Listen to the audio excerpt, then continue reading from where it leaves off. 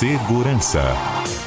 10h15, estamos de volta com o nosso CBN Vitória. Hoje é quarta-feira, dia 25 de junho de 2025 e meu convidado aqui no estúdio, como eu já antecipei um pouquinho antes do intervalo comercial, é o secretário de Estado de Segurança Pública e Defesa Social, Leonardo Damasceno. Nós noticiamos na última semana, e isso gerou muitas dúvidas de vocês ouvintes, né, sobre o funcionamento do reconhecimento facial, câmeras distribuídas pelas cidades, também com a chegada delas para ônibus do sistema Transcol. E agora, né, a informação mais recente são os totens de segurança que estarão espalhados em pontos estratégicos também, inicialmente na região metropolitana. E aí as dúvidas foram, olha, como é que vai ser esse reconhecimento? Pode ter falha, uma pessoa pode ser abordada pela polícia e não ser efetivamente a procurada, né? E assim como também dos totens, uma pergunta muito legal que chegou de um ouvinte nosso é, gente, isso não dá margem aí para trote, né? A pessoa apertar um botão, que é muito sério, né? Você acionar uma viatura policial é uma coisa muito séria, né? E por conta disso é que eu resolvi convidar o Leonardo, que aceitou o meu convite, está aqui no estúdio comigo, está aberto inclusive para responder as dúvidas de vocês sobre segurança. Nosso número de mensagens é o 992994297. Secretário, obrigada, bom dia. Bom dia, Fernando. Bom dia a todos os nossos ouvintes. Estou à disposição para esclarecer essas dúvidas.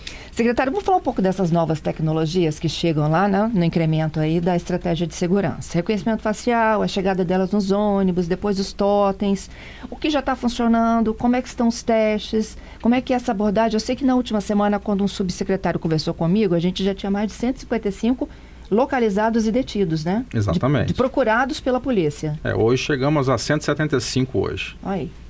Quem são essas pessoas? E como que funciona o sistema?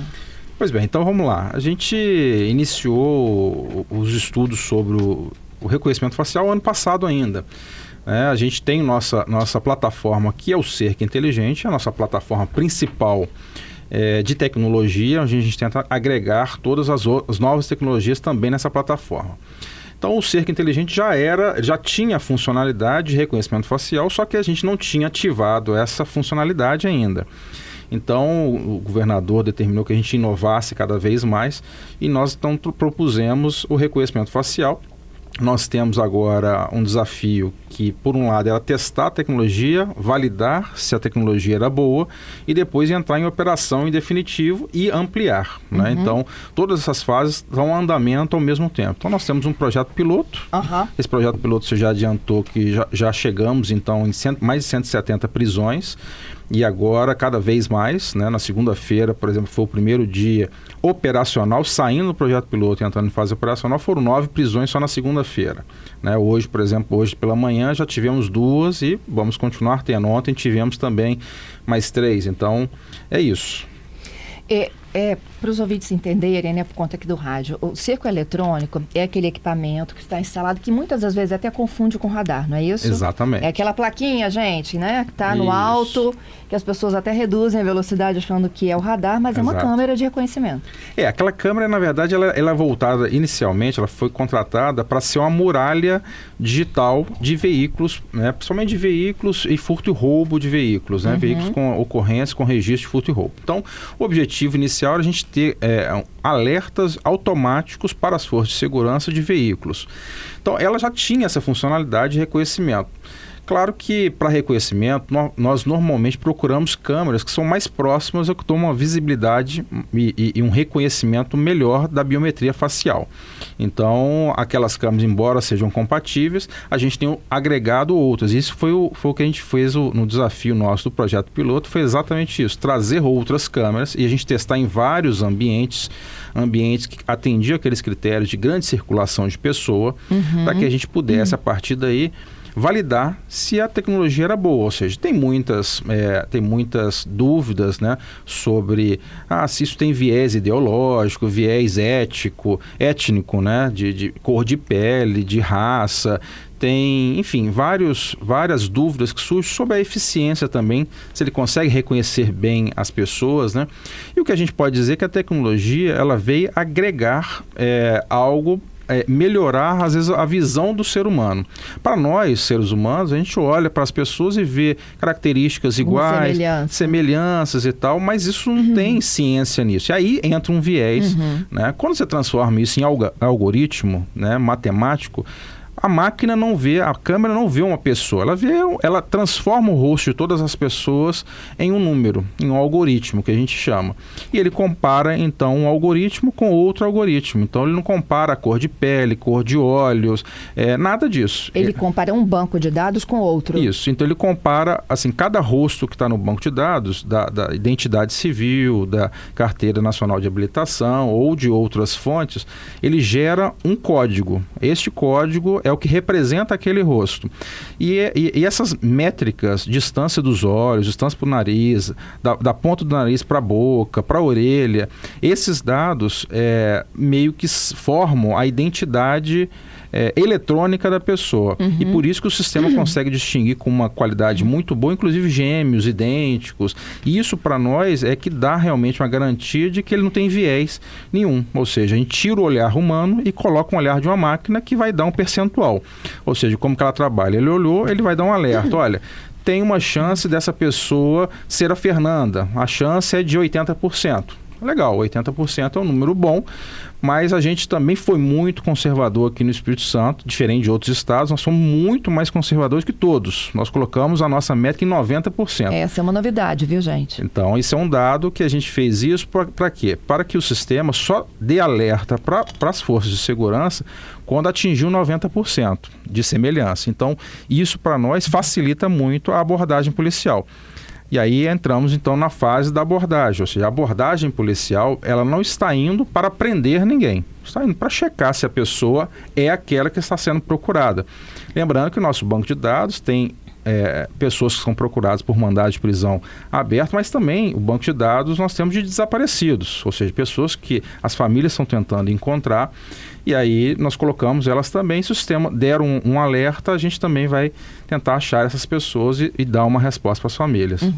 Esse reconhecimento facial, ele é possível de ser feito, por exemplo, para um pedestre, um ciclista, ou seja, que não tem um vidro de proteção, e dentro do carro também? Também, dependendo da clareza da imagem, tudo depende da clareza da imagem. Por isso que a gente procura câmeras que têm uma boa resolução. A gente tem a questão da resolução, para nós é fundamental, até mesmo para ela dar para nós um alerta acima de 90%. Então, se a resolução não for muito boa, diminui muito a qualidade, então os alertas perdem também a qualidade. Então, assim, às vezes, quando a câmera não é de boa resolução, ela vai servir talvez para investigação, ou seja, um momento posterior. Aconteceu um crime, nós vamos investigar um crime, temos uma imagem, tem uma resolução razoável, ali vai dar uns 50%, 60% de chance de ser tais ou tais pessoas, né? Então, ele tem várias funcionalidades para nós. Para o reconhecimento imediato, que é o que a gente procura para prender indivíduos com mandado de prisão em aberto, a gente procura câmeras que têm uma boa resolução. Então, isso tem sido fundamental para nós. Quem controla esse painel? É o CIODES? É o CIODES. A gente tem, esse painel está sendo controlado hoje no CIODES. Nosso CIODES tem sido modernizado, a gente colocou agora uma central de monitoramento, inclusive para receber também os TOTS, além do reconhecimento facial. Então, o reconhecimento facial, a gente já tinha colocado exatamente essa necessidade, a gente ter um painel moderno acompanhado pelo CIODES. Então, o CIODES trabalha na atividade de acompanhamento dos alertas, e a partir do momento que o operador de CIODES confirma que aquele mandado de prisão, primeira coisa, deu match, deu acima de 90%, ele confirma no site oficial de mandado de prisão, que é o Banco Nacional de Mandado de Prisão, se aquele mandado ainda está válido, porque ele pode cair de um dia para o outro, né? Então ele está no nosso sistema, mas pode ter caído às 24 horas de ontem para hoje. Então, eu preciso confirmar agora, no momento, se ele está válido. E confirmou, ele dispara a equipe, olha, pode abordar tal indivíduo. E aí ele procura o indivíduo, localiza o indivíduo, aborda e faz a verificação da identidade. Confirma, olha, este aqui é o indivíduo que tem um mandado de prisão em aberto. Ah, não é. Desculpe, senhor, bom dia e bom trabalho. E aí esse alerta, ele chega no CIODES. O CIODES aciona o quê? A viatura mais próxima? Na verdade, a gente tem feito, colocado o policiamento, inclusive com a Polícia Militar hoje e com a Polícia Civil, em pontos estratégicos também. Porque a gente também, durante os testes no projeto piloto, a gente observou que o acionamento com viatura demorava mais do que aquilo que a gente esperava. Por quê? A gente está falando em pontos de grande circulação de pessoas. Então, a pessoa está passando por aquele ponto. Sim, pode estar passando pela Ponte Cambori. Isso. Então, eu preciso que ela seja abordada localizada. Então, se eu acionar uma viatura que demorar 5 minutos, em 5 minutos a pessoa chega quase em outra cidade aqui, dada a nossa realidade na região metropolitana. Então, não é viável a gente fazer esse tipo de abordagem. Então, a gente tem preferido pontos fixos para isso, distribuído o efetivo policial em policiamento a pé nesses pontos, e ali as forças de segurança ficam aguardando este contato dos CIODs, né? E assim, com isso, a gente faz essas abordagens. Quem está num carro, por exemplo, como é que é essa abordagem? Espera parar no semáforo? Como é que Exatamente. faz? Se tiver em um veículo, aí a situação é diferente. Aí seria viatura mesmo, viatura policial. Então seria esse tipo de abordagem. Aí é fácil, às vezes, localizar o veículo, porque a gente tem vários pontos de passagem no cerco inteligente do Estado, também nos cercos municipais. Então a gente consegue, eventualmente, localizar aquele veículo pela placa dele e aí faz a abordagem também. Uhum. Gente, eu estou já recebendo perguntas, secretário, né, dos nossos ouvintes, e um deles aqui, olha, até é importante o secretário me explicar a diferença, tá? Ele está contando de um episódio que aconteceu em Maria Ortiz, de uma mulher que teria sido agredida por 2 pessoas e estava embaixo de uma câmera. Eu não sei exatamente que caso é esse, mas ele está perguntando qual a funcionalidade de uma câmera, além do reconhecimento facial, de uma viatura, de uma imagem ser vista e a viatura chegar para socorrer essa mulher. Então, nós temos dois cenários aí. São Um cenário, né? Exatamente. O primeiro cenário é que, se for uma câmera com reconhecimento facial ativo e com algum policial próximo que possa fazer a abordagem imediata, o acionamento é imediato, né, para a equipe mais próxima. Se não tiver nenhuma equipe próxima do local, essa imagem vai ser muito útil para a investigação. Aí a fase subsequente, porque mesmo que aquela câmera não tenha reconhecimento facial ativo, ou não tenha sido acionado naquele momento, o fato é que a gente pode pegar essa imagem, a gente já tem acesso a todas essas imagens, a gente leva para a investigação, na investigação roda no mesmo software de reconhecimento facial, que temos lá todas as identidades do Estado que tem foto, estão dentro desse sistema, todas as CNHs estão dentro desse sistema e outras fotos das corporações de segurança pública estão lá dentro também. Ele consegue dizer para nós, olha, as pessoas que agrediram essa mulher fulano, cicrano, com tal taxa de possibilidade. A partir daí é o serviço de investigação policial, a Polícia Civil vai desenvolver essa investigação, confirmar se é aquela pessoa que efetivamente agrediu e adotar as providências para pedir expedição de mandado de prisão, enfim. Mas ter uma câmera e que essas imagens estão sendo usadas, né, para visualizar, isso não elimina o flagrante. Por exemplo, a pessoa ligar para o CIOD e dizer, está tendo uma ocorrência aqui na frente de casa. Com toda certeza. É fundamental, porque a gente não está divulgando os locais propriamente que a gente está colocando as câmeras de reconhecimento facial. Por quê? Porque, inclusive, nós estamos contratando mais licenças, porque a gente tem uma quantidade de licenças que o governador nos autorizou no primeiro momento. Estamos agora em fase de contratação de mais licenças e a nossa ideia é não deixar todas as licenças fixas em determinados pontos. Ou seja, eu quero ter a possibilidade de, eventualmente, alocar o reconhecimento facial para determinadas regiões. Por exemplo, um evento, vai ter um show na Praça do Papa, vai ter um jogo lá no Kleber Andrade. Eu quero ativar as câmeras nas proximidades do Kleber Andrade com reconhecimento facial. Então, eu não preciso deixá-las ativadas em tempo integral. Eu posso ativar ou desativar conforme a necessidade. A pergunta da Ana aqui, secretário, como que será essa abordagem policial? Eles estão sendo treinados para que essa abordagem seja educada e não truculenta? Perfeitamente. Boa pergunta. Essa é uma dúvida que surge sobre isso. Ela é uma abordagem para confirmação de dados de identidade, ou seja, não é uma abordagem ativa das polícias quando estão na perseguição de um criminoso. Então, é totalmente diferente. É como se fosse uma abordagem, para as pessoas que estão em casa entenderem, é como se fosse uma abordagem quando a gente é abordado por um agente de trânsito. Por uma blitz. Uma blitz. Você parou na blitz, a pessoa vai pedir seus documentos, confirmar a identidade, verificar se tem alguma coisa em seu nome, se o veículo tem alguma restrição. E esse é o tipo de abordagem. Não é uma abordagem de quem está perseguindo um criminoso que acabou de cometer um crime em determinado local. O Hélio pergunta o seguinte, com a chegada do reconhecimento, das câmeras e tudo mais, a ronda ostensiva deixa de existir? Negativo. A ronda continua existindo e precisamos dela.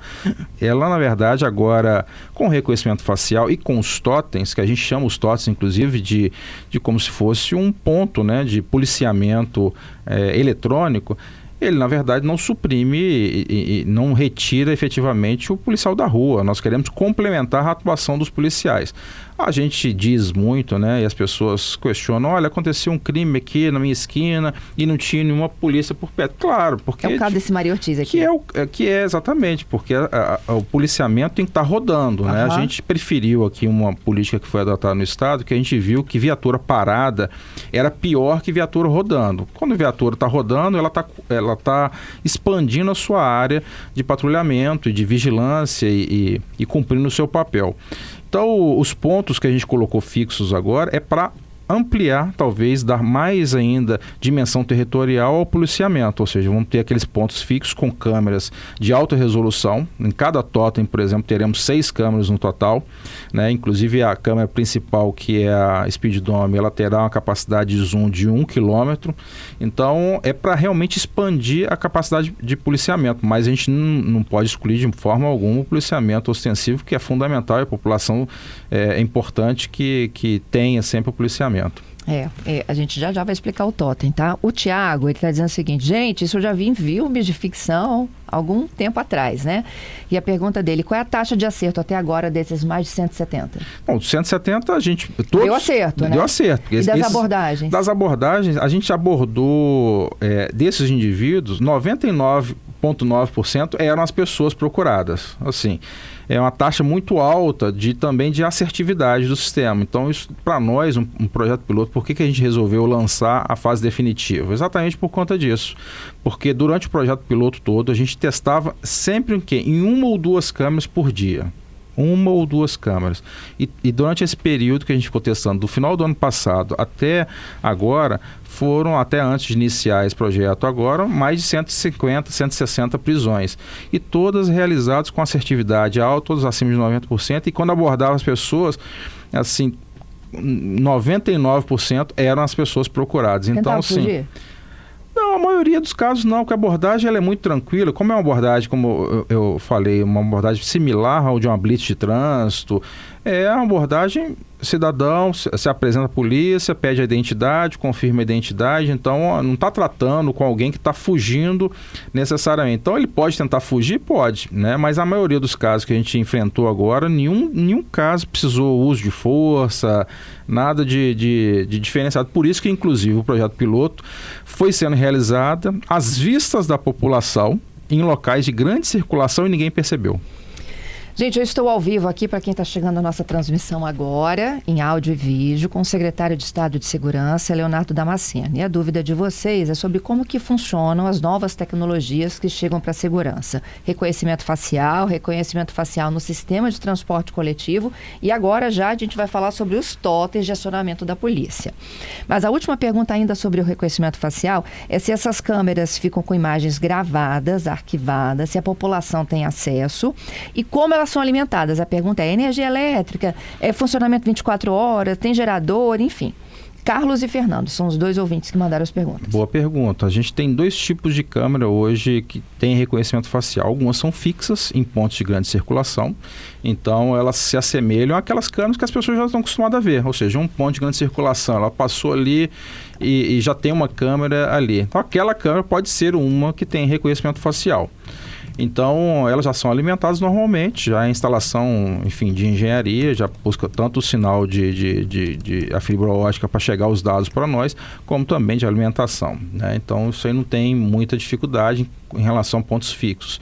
Em relação aos pontos móveis, que são dentro dos ônibus, esse é um pouco mais complexo.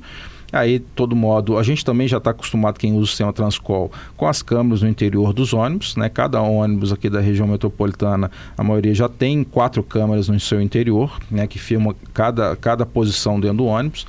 E o que a gente fez agora, que o governador anunciou, é que foram colocadas, desses ônibus, 500 ônibus receberam câmeras novas. Porque, como eu falei lá no começo, é uma das coisas que são fundamentais para nós, para a gente ter aquela assertividade no reconhecimento facial, a gente ter câmeras de boa qualidade, que tenham o Face Detection, que é a capacidade de detectar o rosto, a biometria facial, e uma resolução muito boa. Então, a gente colocou em 500 ônibus, a CEMOB, a CETURB, com o GVBus, colocaram então nos ônibus 500 câmeras, em cada um então recebeu uma atualização de uma câmera com a capacidade de fazer reconhecimento facial. Essas câmeras, elas utilizam também a rede dos próprios ônibus, né, para enviar esses dados. Mas os dados é um desafio, porque muitas regiões não têm cobertura de telefonia adequada para fazer o streaming do vídeo em qualidade, e por conta disso, essas imagens são baixadas e a gente verifica a posteriori também. A gente faz o reconhecimento também a posteriori. Leonardo, eu não sei se os ouvintes estão pedindo totem ou câmera, Patrícia, mas eles estão aqui me mandando bairros e pedindo a chegada da tecnologia.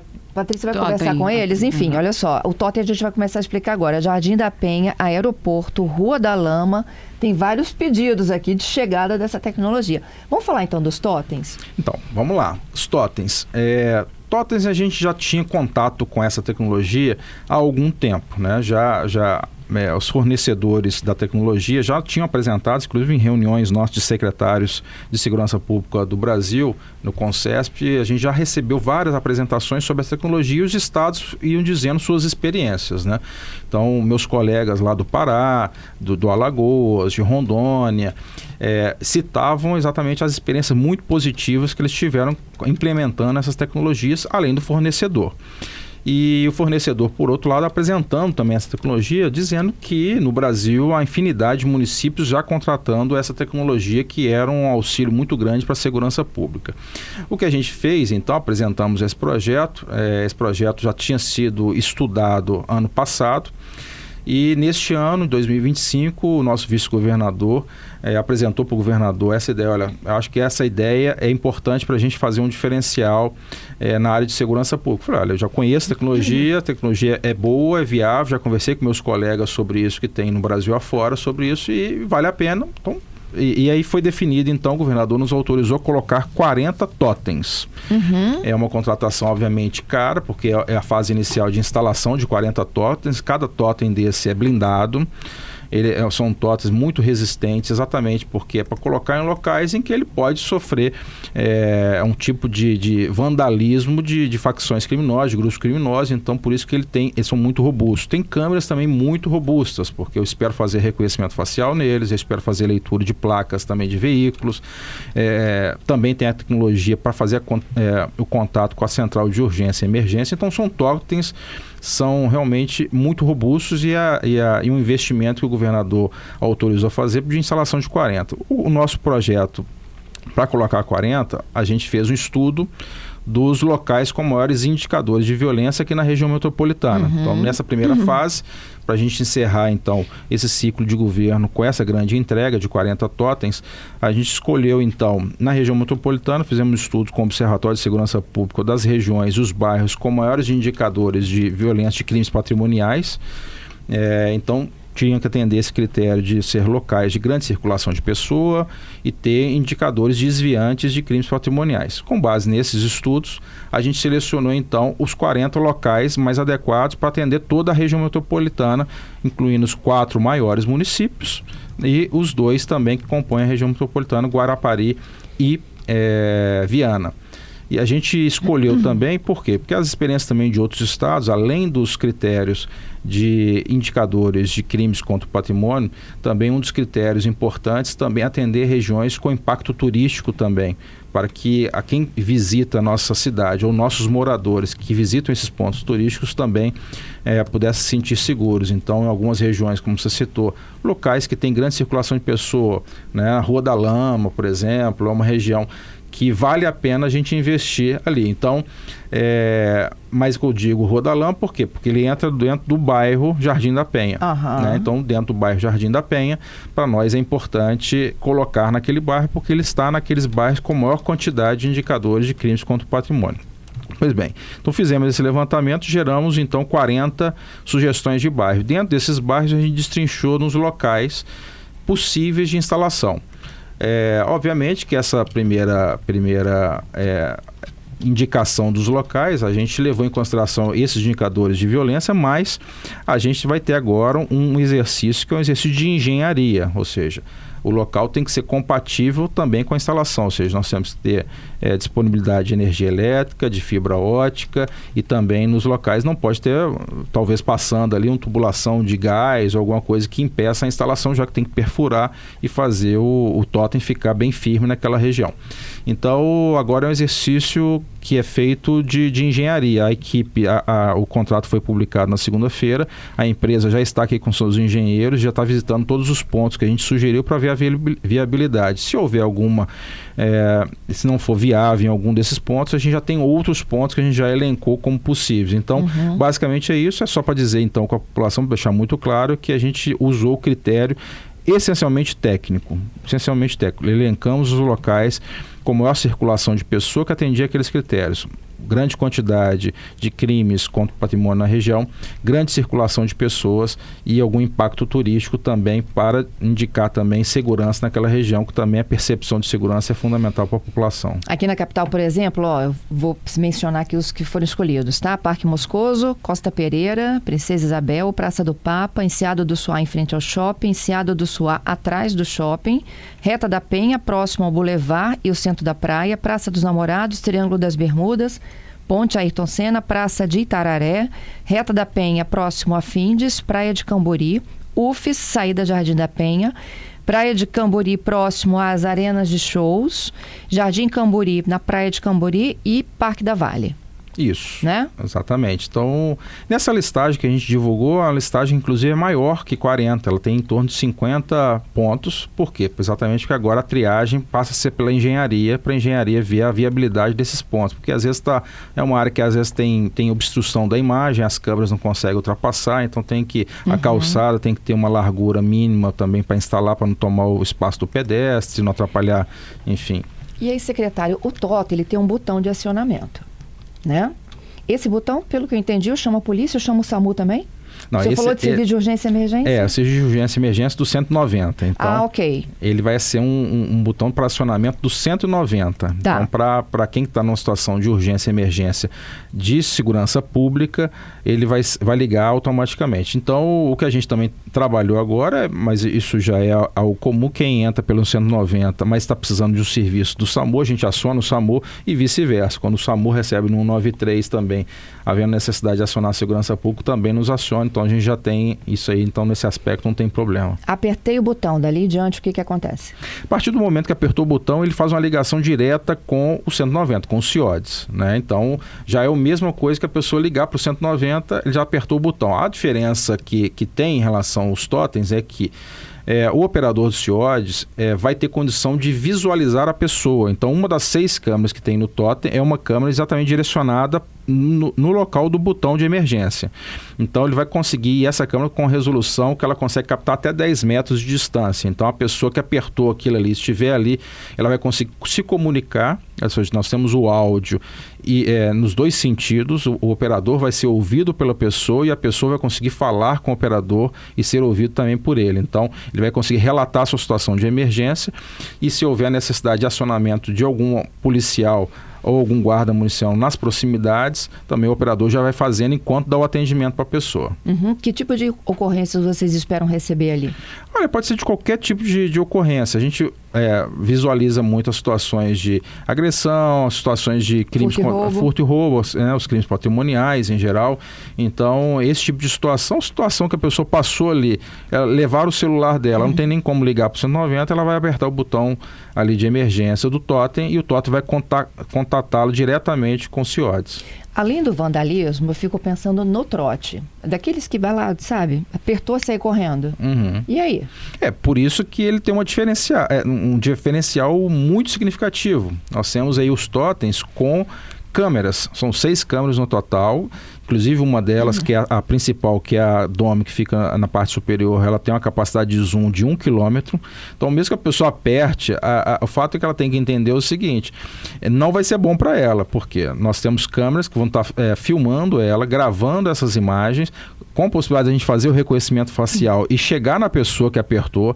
Então, assim, a gente acredita que, para nós, inclusive, que operamos o CIODES, vai ser até melhor, porque em relação à telefonia, às vezes a pessoa está lá do outro lado da linha, de uma linha pré-paga, que tenta não se identificar. Mas para nós, agora com o totem, se ele apertou ali e saiu correndo, a gente vai ter a imagem e vai conseguir chegar nele. Ele vai ser procurado? Vai ser procurado, com toda certeza. Então, gente, inclusive, nós temos uma lei que foi aprovada ano passado pela Assembleia Legislativa, exatamente a aplicação de multa para pessoas que passam trote para o serviço de urgência e emergência no estado do Espírito Santo. Então, para nós, essas câmeras aqui, só a câmera que fica apontada diretamente, no momento que a pessoa aperta o botão ali, ela tem uma resolução imediata de 10 metros. Então, até a pessoa sair correndo, a gente está filmando ele com uma proximidade muito grande, fora a câmera DOMI, né? Entendido. Então, a possibilidade de reconhecer o trote, antigamente a gente tinha um bina, né, para identificar a ligação, né? Isso aí. E agora você chega até a pessoa que fez. É mais uma ferramenta. Ela chega no interior depois dos testes da Grande Vitória? Agora, nessa fase do governo, é uma grande entrega que a gente faz nesse primeiro momento, é uma entrega, obviamente, cara nessa primeira fase, mas a gente está aberto a outras possibilidades de colocar, desde que atenda os critérios. A gente tem muitos locais no interior que atendem também esse critério, mas que são de grande circulação de pessoas e grande quantidade de crimes patrimoniais. Então, os municípios maiores, com certeza, a algum momento vão receber, e a gente tem visto isso no Brasil afora. Nós temos o exemplo, por exemplo, do estado do Pará, que é o meu colega o Alan, que é o secretário lá, que implementou inicialmente, eles colocaram uma quantidade, né, testaram durante 2 anos, e depois disso já estão expandindo para o interior. Então, isso, os prefeitos, o interior, a comunidade começa a cobrar e, de fato, leva os ganhos disso para outros locais. É a tecnologia que nós vamos testar para ver se a gente ganha o mesmo que os outros estados ganharam. Uhum. A gente fez um estudo preliminar na contratação muito rigoroso, e a gente pegou todas as experiências que a gente viu nos grandes municípios,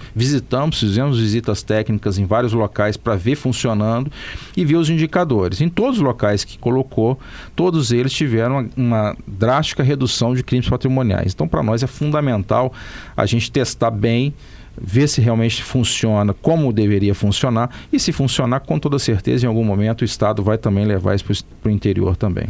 Faz leitura de placa de trânsito? Faz também, leitura de placa, de veículo, faz a mesma coisa. Então, é mais uma expansão que a gente faz no cerco inteligente. Além dos pontos fixos que você já tinha mencionado no começo, agora nós vamos ter também esses pontos agora nos totens, além das viaturas que nós estamos colocando 300 câmeras em 300 viaturas aqui na região metropolitana inicialmente. Na viatura ou no policial? Na viatura. E no policial? Quando é que o policial começa? Também. No policial nós já temos 250 bodycams instaladas, né? E estamos agora finalizando o processo de contratação, que a nossa ideia é contratar 1.000 câmeras corporais para distribuir para a Polícia Militar. Então, isso para nós vai ser um adianto muito grande. Essas câmeras, inclusive, a gente espera também a compatibilidade delas, isso está no nosso estudo preliminar, para as câmeras corporais, também compatibilidade com reconhecimento facial, ou seja, uma gravação do policial gravando as ocorrências. A gente vai resolver uma série de problemas, de questionamentos e de dúvidas da população sobre a atuação policial também. Vai dar segurança para os nossos policiais, vai dar segurança para a sociedade. Então, é uma entrega grande que nós queremos fazer ainda, licitar este ano ainda. Esses 350 que o senhor disse que já está em uso, 250. É dos penais? Não, na Polícia Penal não, nós temos 250. São aqueles de Jardim da Penha e Camburi. E Jardim Camburi e no 12ª Companhia e também no Batalhão de Trânsito. Essas já estão na rua, estão sendo testadas e estão dando resultados muito positivos. Isso para nós é importante porque ali é um projeto piloto também, ou seja, a gente está validando a tecnologia para a gente finalizar agora e fazer uma contratação grande para a gente realmente levar as bodycams, que é um pedido da sociedade, para todo o estado.